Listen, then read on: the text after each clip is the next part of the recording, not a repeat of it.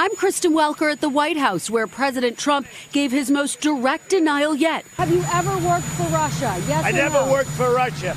And you know that answer better than anybody. I never worked for Russia.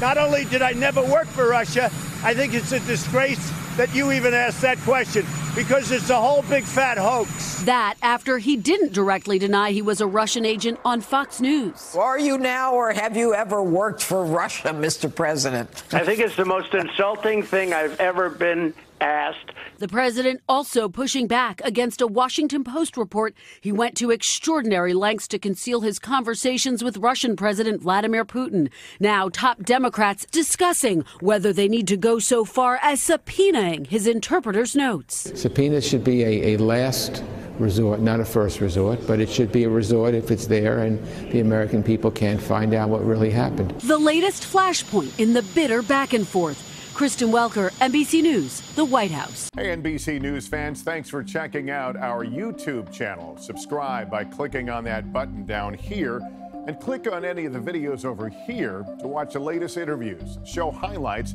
and digital exclusives. Thanks for watching.